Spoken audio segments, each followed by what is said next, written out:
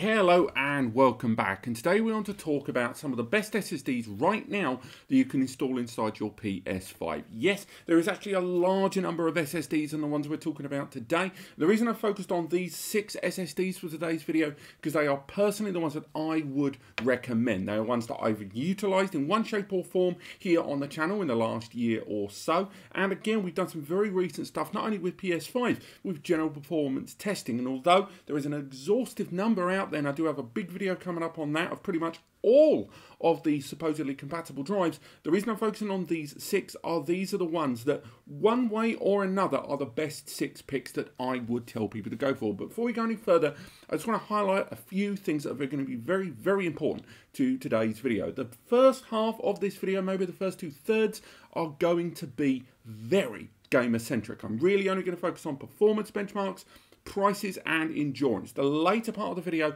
is going to be a lot more technical stuff about layers of NAND. It's going to be talking about controllers, and if you're not really into the tech stuff, you can largely ignore the last third, but I do recommend you watch it because you will learn a lot more about Sony's position on these SSDs and about why it's quite important to not go for the cheapest option. On top of that, I'm not really going to make recommendations regarding heat sinks, which is very, very important. I strongly recommend that you get a heat sink inside this when you do put an SSD inside this device. If you do need some recommendations, there is a link in the description to a full article and a video on that. But just to keep it very, very brief for you guys, in case you need to know this information, you can get very large heat sinks like this one here, the Brent, but it's an incredibly tight fit inside your console because it's so big, and although you won't be able to put the cover on, it will also raise the SSD there. So I do recommend going for ones like the Elegant. This is a very small heat sink here that the SSD goes just underneath there.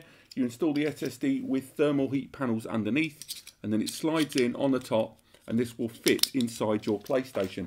You can go for slightly larger ones here, and again these are all linked to in the description, but just do me a favour and massively avoid ones like this. I've actually spent money on this to tell you to not buy it. These are ones that use silicon rubber bands, either rubber or high-dense silicon, and some of these will not withstand the heat over the elongated period of time that you're going to be gaming for. So again, if you buy a heatsink, go for the metal ones, avoid the rubber sealed coated surround ones. Very, very bad, don't bother. So now we've used up about a minute or so of your time, let's get to basics. These SSDs, all of these SSDs I'm going to talk about are either available now to buy or to pre-order. Now that's going to be very, very important because a number of you, even though this software update from PlayStation 5 is in beta at the time of recording, you're rushing out and buying SSDs, and you really don't have to. I also know in the comments you guys hate it when I'm moving my hands around a PlayStation on the edge of the table, and I'm sorry, I just love doing that. So this video is actually going to not just be about which one of these you should buy, because to be perfectly frank, if you came here to this video to find out which one of these is the best, it's going to be the Firecuda. Forget it, that Firecuda 530 is the best one, we can all go home. But it is the best, and it's probably going to be the most expensive and the hardest to come by. And this video is going to be about telling you about the core differences between them and whether you need to shell out a little bit more or be prepared to wait a bit longer. I'm also very aware that Mark Kearney has recommended the WD Black SN850 for PlayStation 5 use, and I would say to that, I kind of disagree, but everyone's got an opinion. So again, I will detail that throughout the course of this video, why I personally wouldn't recommend the SN850 over every other SSD. I think it is very good. I'm surprised some of the lower capacities actually made it onto the list, if I'm honest, but we'll talk about that later on. But for now, let's crack on with comparing these 6 drives. I'm going to remove all of this from the table, and again, we will be doing tests on a number of these coming up very, very soon. But for now, what we're going to be doing is moving over to the screen. We've got some overlays because it's the only way to display all this information at once. So let's get it all on screen and go through these SSDs to help you decide which one you should buy. Okay, so we've got all of the SSDs here on screen. Before we go any further and talk about their differences and which is better and which is worse, let's talk about what they've got in common. Now, a lot of this is going to be tech speak, which will make a lot more sense at the end of the video, but it's very important that you understand it now to know when you're comparing these. First and foremost, they are all PCIe Gen 4 SSDs. That's very, very important because PCIe Gen 4 allows up to 2,000 megabytes per second transfer on the lane that it's connected to. The number on the end, the times figure, generally times is that number. So for those that aren't aware, all of these SSDs are PCIe Gen 4 times 4. So that's 2000 times 4, 8000. But it's bandwidth. PCIe Gen 4 times 4 bandwidth, that's kind of the pipe. And the key thing here is these SSDs are going to be trying to push as much data or water through this pipe. So all of them have the potential to reach 8000 megs, but they don't. The NAND, which is the little cells on board, the controller, which is kind of the CPU, and the memory on board, not all of them, the WD exception, all of them have all of the workings inside to potentially get as high as possible. And all of these are reported as 7000 plus SSDs, but that 7000 is right, okay? So that's putting data on. The key component when it comes to SSDs for PS5 upgrades is read. Write is very, very important, but read is incredibly important because it is about pulling as much data off of these SSDs for the CPU and the GPU to render and create stuff for you, the gamer, as quickly as possible. And again, that is why the read, a sequential minimum of 5,500 megabytes per second, is necessary on these. And all of these SSDs provide that. But as you go later into the video, you are going to learn that that's not quite as black and white as it sounds, because a lot of it comes down to the capacity, which we will talk about. They all arrive with 5 years of manufacturer's warranty. That means if this thing breaks within that 5-year period, you will get a replacement, as long as you don't dip it in a cup of tea or throw it into a volcano. But a couple of things to bear in mind. SSDs also arrive with a rating with regards to how much data is on them. Something we'll talk about later on, known as data writes per day or terabytes written. Sometimes they measure it on hours that it's powered on for, which again linked to something called mean time between failure. Again, that's for the techie end of the video.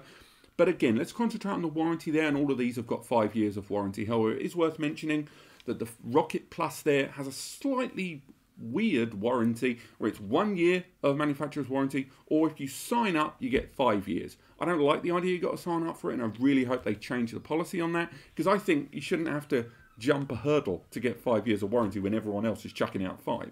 Next, all of them take advantage of 3D TLC NAND, and again, techie end of the video I'll talk about that, but basically that's the best balance for price, performance and durability right now in terms of SSD. So they all utilize 3D TLC NAND. Again, techie end of the video, I'll talk more. They've all got that more than 5,500 megabytes per second sequential read, but write really does fluctuate, something you'll see later in the video. And also it's worth bearing in mind something all of these SSDs have got in common. The larger the capacity you buy, 500, 1 TB, 2 TB, 4 TB, the performance and response from that SSD will get better as you go to the bigger SSDs, because of it having more NAND cells on that little PCB on the SSD. Let's go for that one. It allows distribution of that data to be a lot more, so it's working from more pots simultaneously and better performance overall. And next, the SSDs, why have I focused on these 6? Once again, because I like these ones the most. They're the ones that I've personally got experience with one way or another. And of course, all of these here, there's no ambiguity about PS5 compatibility. Sony have not released their official list yet, which is super annoying.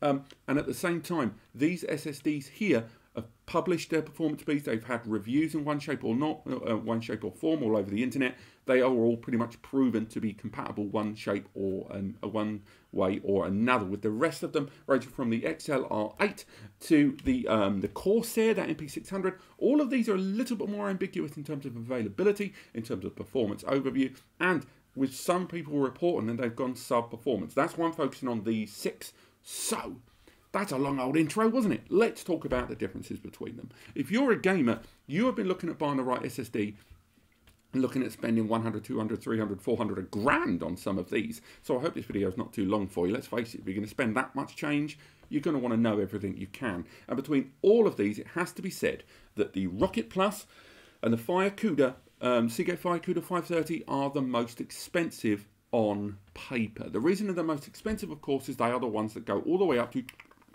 4 terabytes, something that the other SSDs do not provide. Indeed, the majority of SSD vendors out in the world right now, in terms of NVMe PCIe Gen 4, only go to 2 terabytes. And that's because, 1, the demand is much, much lesser.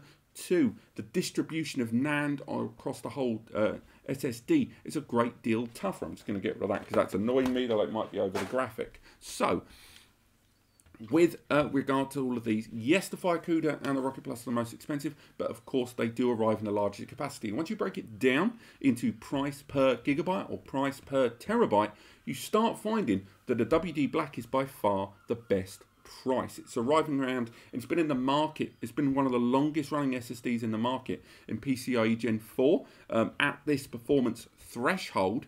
I've got to say that 7,000 megs crossover, and again that arrives at 500 gig to 2 TB, and you can pick it up for about $360, $370. Although I will say, since Sony started enabling this slot and price and demand have started working together, prices on all of these SSDs have gone which is super annoying. Now, the WD Black SN850, as I say, is probably the best price between all of these, but the best price for performance goes to the Firecuda 530. But again, the Firecuda 530 is not really heavily available at the time of recording this video. In the next week or two, it's going to be more readily available in blibs and blobs worldwide. In terms of the best price for performance available now, it would come down to the Samsung 980 Pro there in the middle. That is one that's utilizing Samsung's own in-house chip and controller design, and arriving at between $119 for the 500 gig up to $399 for the 2 TB. That's all right. It's not cheap. Let's face it. Let's be realistic. None of these are actually cheap. But still, nonetheless, it's good to see that price point being maintained all this time. And if anything, the Samsung and the WD Black have been on and off for a little while to become more competitive as these newer ones have come out. So again, it's nice to see that they've maintained that price point quite well. Obviously, I've not talked much about the MSI and the Gigabyte SSDs there on the end. The reason being that these two SSDs are not as readily available. The 7000S from Gigabyte is purchasable, obviously, because I've had one on here at the beginning of the video. But I will say that their price point is good, but they're not as available. I mean, again, if you go in America, they're more readily available, but nowhere near as much in other parts of the world. And hopefully that is going to get better very, very soon. There are problems at the moment worldwide with regards to semiconductor shortages and SSD shortages because of that epoxy chia stuff. But still, nonetheless, between all of these, I would very much focus on this end of the table in terms of price and capacity and overall performance for your money. But if we're going to talk about performance, that's when things get weird. Because if we look at the performance benchmarks of all of these, which is hopefully here on screen, this will go back to my earlier point about performance on these SSDs getting better as you go for the higher capacities. Because a number of people are going to look at the price of these SSDs and go in at the lower tier. They might go 500 gig or a terabyte. Now, this is what I meant earlier on about a slight ambiguity. Because when you look at SSDs like the WD Black SN850, at its lowest tier, it does 7,000 read, lovely stuff, and there's even a 250 gig model knocking around as well.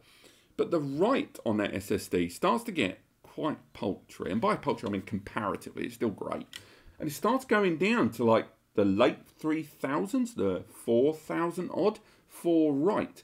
And although for an SSD to be compatible, Sony does prioritize sequential read, in other words, collective, connected, large data, games, media, that sort of thing, that write speed is still going to be a bit annoying when you look at some of these SSDs, even at their lowest tier, like the Firecuda 530 at its lowest tier, that goes down to 3,000.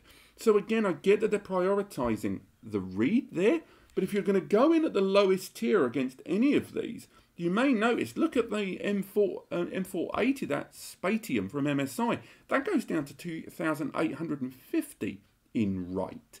So again, although all of these are compatible, at their lowest capacity, be it 500 gig, 250 gig or 1 TB, do bear in mind that that write speed, although Sony don't seem to be leaning heavy on it, it's still not fantastic. So I want to look at these SSDs at the 1 TB and 2 TB mark. We're going to maybe ignore the 4 TBs there from the Rocket Plus and the Firecuda, but at the 1 TB and the 2 TB mark, obviously the Sabrent, the MSI, the Aorus from Gigabyte, even the 980 Pro, which is a little older, and the Firecuda, although the Firecuda clearly wins there in terms of performance, they are all breaking the bank. And that's another area in which the WD Black, for me, if you go to its higher capacity at 2 TB, it's not exactly rocking my world in terms of write. You know, 5,100 there, still capping it with the 980 Pro as well. And that's why I'm kind of dubious about the WD Black when everyone's making these big recommendations. Because I think it's a great now purchase, but I think as development continues on PS5 and games designers, you know, R&D and stuff like that, they start to really draw what they can do with this high-powered performance, not just relying on the CPU and the GPU of these systems, actually having those SSDs that can only pull massive amounts of data in real time as fast as possible, the CAB data, but also writing later on, where we are looking at creation type games. I think the WD Black may have a little bit of a glass ceiling that the other ones do not have. Now, as mentioned, obviously the Firecuda is the highest performer out of all of them, so if you're prepared to wait, because let's face it, it's not an official software update yet, I would definitely recommend, in terms of performance, waiting for both the Seagate Firecuda 530 to be available in your region, whether it is now or later, and wait for the full update, because that is the SSD that is going to break all the barriers, and it's the one that's going to be the most future-proof of the lot. But if you're not prepared to wait for that, or you're worried about availability, or the price tag you're finding very, very intimidating, then the Samsung 980 Pro is a great now choice, although not quite the future-proof. Or, of course, you can go right to the end to that Gigabyte SSD, which I think the Gigabyte there at its top end, 7,000 over 6,850 megabytes per second read-write, respectively. That's a decent little SSD there at the end. And, of course, the Rocket Plus there in the middle, I think is the one that, because I've tested it quite a lot, I've got a lot more experience with it, I would always recommend that anyway. But, again, that warranty thing really does annoy me a little in the background. I hope they change that. Now, one subject when we talk about SSDs that a lot of gamers, and I'm not just talking about us PS5 guys, and I know that seems terribly elitist to say it like that, but console gamers, you know, PC Master Race, all of these gaming platforms, and of course I include Xbox in that. When it comes to storage, very few people think about durability. Durability is a relatively foreign subject to console gamers buying storage media. We just sort of take for granted that the storage is just going to last, you know, it's just going to live. But SSDs aren't the same, and we're starting to err into the technical area of the video, by the way. SSDs, unlike traditional hard drives, and I'm sure a number of you already are aware, but just in case, do not use moving parts. They have chips that are all over the PCB there on board. Let's get one that's a little bit more visible. They have chips that are all over that SSD, and electricity is passed through this, and basically, you know, checksums and zeros and ones is how the data is retrieved. Now, over time, this SSD will wear away. It doesn't physically wear away, like one day you'll pick it up and there's only half in there, but it will physically wear away. And durability and endurance are very, very important, because not only can it far down the line result in all of your data being lost, but also as the NAND, that's the cells on there, get worn away by constant use, the performance starts to dip. Now, when that happens, your SSD that today promises 5, 6, 7,000 megabytes per second may start giving you 3,000, 4,000, 4.5. So durability and endurance and sustained performance are things that gamers are going to have to get their head around. And that doesn't just apply to PlayStation, by the way. Even the Xbox upgrade is a smaller M.2 SSD, just in an external casing that gets plugged in. So again, this affects everyone in terms of modern gaming. Now, with these SSDs, we've got to measure endurance in a number of ways. The most boring and well-known one, and far as outside of storage as well, is called MTBF, mean time between failure. It's basically the amount of time between this thing running, dropping, and getting a replacement in. Now, all of these SSDs are measured in the millions of hours. Now, all of them measured in those millions of hours. It should be stated that of all of them, of course, the Seagate there on the end is the highest at 1.8 million hours MTBF. A lot of people don't use MTBF as a great measurement because it's not very real world. And again, we look through, we've got the WD Black at 1.75 because they're using quite, their own in-house quite high quality NAND. Then you've got 1.5 million and 1.6 million on the 3 on the end there. But what we should really look at is something called drive writes per day, DWPD, or TBW, terabytes written. Now this, we talked about earlier on in the video, is about the lifespan of an SSD. It's how long it's going to live in your console when it's getting written to. Now, you're not going to write a huge amount as a gamer. You're not. But these figures of drive writes per day still apply to the endurance of the NAND on the SSD. And the higher that number is, the better. Because you are still going to be writing to this, whether it's recordings, whether it's save data, whether it's active game data and decisions you make in the console. It's not going to be the same write that you'd use on a desktop PC or video editing, but it's still going to apply. Now, the endurance factor of the Firecuda there is 0.7 drive writes per day. That little decimal place there, that is 0.7 or 70% of the overall storage you can rewrite a day. So if it's a 500 gig drive, or to make it easier, a 1 terabyte drive, 0.7 drive writes per day is 700 gigabytes you can write to that terabyte of drive a day and delete. 700 gigabytes to the 1 terabyte drive you can write per day. You're not going to create that much, but you just might. Or you want to know that this SSD isn't just going to, after 5 years and 1 day, cop out and die. You want that number to be as long as possible, because even when the drive is out of warranty, you still want the drive to work. Now, bear in mind, that figure isn't just about lifespan. That's about sustained performance. It's about maintaining those performance figures all those years down the line. I hate seagulls. Now, throughout all of these drives, the Seagate absolutely storms it with their 176 layer NAND.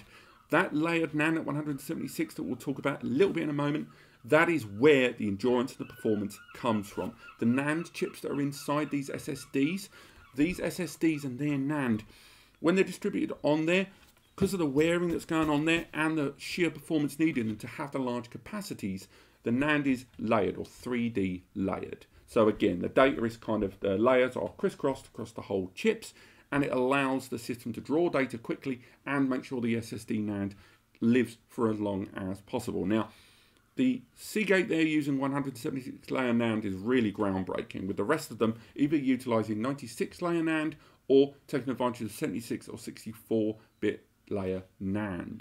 Now, that's the higher that is, the better it is, and that's why at this end of the table, the Gigabyte, the MSI and the Sabrent SSD, they all use 96 layer NAND. That's Micron 3D TLC NAND. That means all of these have got 0.38 drive writes per day. They're more enduring than the 980 Pro and the WD Black at 0.3 drive writes per day there.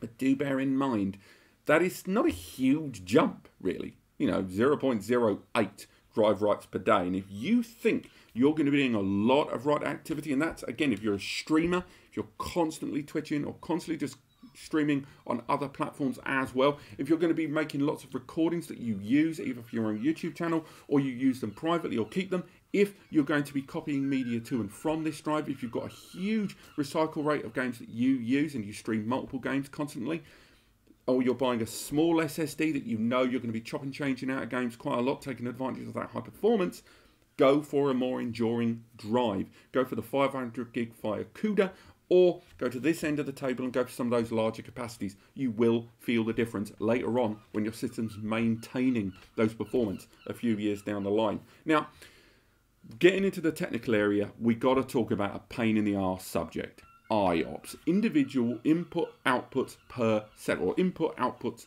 operations per second. This is, rather than that sequential read-write that we talked about earlier, that's big chunky data, Call of Duty. This is IOPS being constant small operations happening all of the time. And this is an area where the 980 Pro, the WD Black, SN850 and the Firecuda 530 absolutely storm it. They are massively enhanced in terms of IOPS. And the larger you go through the capacities, they immediately snap into the 1 million individual input outputs per second. The Rocket Plus, the MSI, the Gigabyte, these three here, the most they get to is 700,000 individual input outputs per second. And again, that's on read as well. The lowest tier of write, it's 350. Now, I know that seems like it's a weird, irreverent, number that makes absolutely no difference here. I seriously hate seagulls. That's what you get for working by the seaside. Input outputs per second. If you are an online gamer, again, if you are working on a game which has got a lot going on at once, and if you're creating data as well, high input outputs are going to be very, very useful to you. And if you are looking at the price difference between these, and if you're a pro gamer, if you're doing it, you're doing it semi-professionally, esports, that sort of thing, those high IOPS are going to be useful. Sequential read, of course, is important for the console to be able to retrieve as much data as it possibly can. But if you are semi-professional, if you are taking your gaming exceptionally seriously, and particularly if you display your gaming for others, that write increase is where you're really going to feel the difference between these drives. Okay, so again, it's that whole business of getting the SSD that's best fit for your needs. I mentioned earlier on about getting very, very technical. One of the things that we have to talk about is something called the controller. Now, again, this video will end soon and I'll let you get back to your dinner.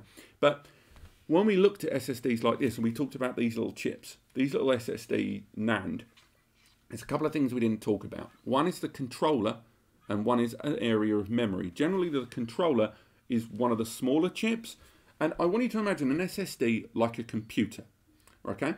So those little NAND we talked about with all the storage, think of those as hard drives that are connected, okay? The controller is the CPU of it. It is the brains of the outfit. It is basically going, I've taken an instruction and I'm doing the thing. The memory sits there on the side, just like the memory on your computer, and it helps it and buffers it on there. Now, if you don't have a good controller on one of these, it doesn't matter if you have PCIe Gen 4 there at the top. It won't make a damn bit of difference. The reason being because that controller will just be overworked to hell. Now, the Gigabyte, the Aorus 7000S, the M480 from MSI, that's Spatium, the Sabrent Rocket Plus, and the Firecuda 530 all use the Phison E18. It actually has PS5 in its model ID. Complete coincidence. That controller is one of the best in the market from third-party providers. It does an incredible job of processing data, and it is paired with DDR4 memory. And again, you get a gig of memory with a terabyte, you get 2 gig of memory with 2 terabyte, etc., etc. That controller is the bee's knees. Now, why isn't it on the Samsung 980 Pro and the WD Black SN850? They have their own in-house chip production. They don't really use third parties. Samsung's have got their own controller production. It's still very, very good. And you can tell from the performance, it's incredible stuff. Same with the WD Black there. Whereas Firecuda or Seagate, Sabrent, MSI, Gigabyte, they have to use third parties. Now, sometimes that can lead to poor results. In the case of these four, it has not. But that controller is incredibly important, and it is the reason why the previous generation of PCIe Gen 4 SSDs, which came out like a year and a half ago, all of them, even though they have that 8,000 megabytes per second to play with, thanks to PCIe Gen 4, they only gave about 4,000 or 5,000 because their controllers weren't good enough. These, on the other hand, really do an incredible job to take advantage of the high quality NAND, to take advantage of the PCIe Gen 4, and those controllers are what make or break. And do look out as the Phison E18 controller gets on more and more SSDs across the market, making all of them with the right NAND compatible with PS5. But you came to this video to know what were the best ones of these you should buy. And unfortunately, I'm going to have to tell you that all of these SSDs are good in their own way. So rather than tell you which one's better, which is an incredibly relative statement, I think we should talk about what each one is better for. But if you really have to put a gun to my head, which you shouldn't, if you really need to know which one's the best, of course, it's the Firecuda 530. I know people have been recommending the WD Black, and they've been recommending the 980 Pro, and even myself at times have talked about how good the Rocket Plus is in recent videos. But if you're not in a rush, if you don't mind paying a little bit more for a lot more to come back to you, the Firecuda 530 is just the best one all round. It's got the best performance, it's got the most recent architecture with NVMe 1.4, it's got the best NAND inside for durability and performance. It is the best SSD. It's not cheap, but it's the best one for durability, performance, and just all-round gaming. However, the other 5 SSDs do have their own incredible advantages that I think can still tip it over the edge for a number of you that aren't going to take advantage of all the great stuff chucked in there with a Firecuda. The WD Black, on the other hand, although I have slight personal reservations about that in the smaller capacities, in the larger capacities, your 1 and your 2s, they're absolutely fine. And of course, it does come recommended, not just from Mark Coney, but other people as well. And it's one of the most readily available and the most gamer-centric SSD of all of these when they're paired up with different games arriving with licenses on there. Obviously, they're PC-based, but it's still great to see. So again, if you're looking for a more readily available and affordable option before the prices keep spiking, WD Black SN850 still stands the test of time. But the Samsung 980 Pro, if you can choose between the WD Black and the Samsung, go for the Samsung. I think it's a better SSD overall between the two of them. I think their warranty process is one of the most streamlined as well. And generally, because everything's in-house on both of these brands, that does assist warranty a great deal too. It's the best price, in my opinion, as well. I think if you look at the sustained performance between these, be it at the smallest or the biggest tier, you generally find the Samsung 980 Pro is the better of the two. There is questions about DRAM as well between these two as well, which I'm not going to address in this video because we've already gone super tech as it is. But the 980 Pro is the best price per capacity for me, even if the WD Black is one of the most heavily recommended. The Rocket Plus, on the other hand, for me, is by far the best option for storage right now. Yes, it's very, very similar to the Firecuda, both of them arriving at 4 TB, but I think the Rocket Plus, in terms of the overall capacity they're providing right now, giving you 4 TB before anyone else really has to be a feather in their cap. And although I have harped on them for that warranty stuff, it's still a great SSD. And they do one of the best heatsinks I've ever seen. It's just a little bit of work trying to get the thing to fit inside your PS5 overall and not having to use the top cover there. So it's a bit finicky. It's not impossible, but it's not easy to use that heatsink. And it might not be the smoothest run. The M480, the Spatium, the named SSD that I despise that name. Sorry, I don't get it. But the MSI SSD there, the M480 for me, and the Gigabyte Aurora 7000S. I've got to pair those together because they, for me, have the best warranty process. I know that seems like a medal for participation, and it really isn't. They are great SSDs, something you will see in my 7000S Gigabyte SSD testing very, very soon on the test rig over there. But nevertheless, their warranty processes are by far the most streamlined. They, unlike a lot of the other SSDs, where if you do have to do a warranty claim on those, on the Aurora 7000S, because it comes from PC manufacturers, there's a great deal more legacy there and pedigree in their warranty processes. And in the past, whenever I had to do warranty replacements for Mobos or I've had to do warranty replacements for pre-built rigs, I've generally always found that Gigabyte and MSI have the fastest worldwide turnaround. And if that is a concern for you, if you've ever had components fail before, I think that is definitely worth mentioning. However, if we are going to talk about failures, one thing I've not even touched on in this video, which is really, really important, is the Firecuda comes with data recovery included. That's right. Seagate include 3 years of data recovery services with that SSD. So if it breaks because of overheating, you can send it off to them for them to recover that data. If you accidentally delete, you're going to have to prove that it's outside of your control, of course, because you can't just get it, again, stir a cup of tea with it. I'm so British, can you tell?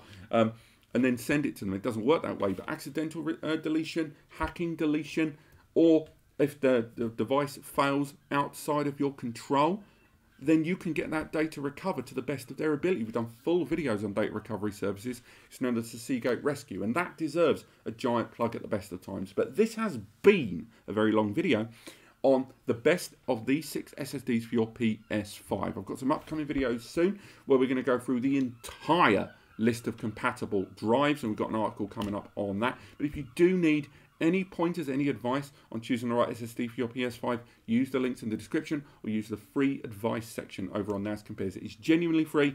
It is manned by myself and Eddie the web guy. It'll take a day or two to answer you. It's real humans answering. It's not done for profit. It's completely free. There's a donate button. Use it, ignore it. It's up to you. I'll see you on the next video, and don't forget to click like and subscribe. Cheerio.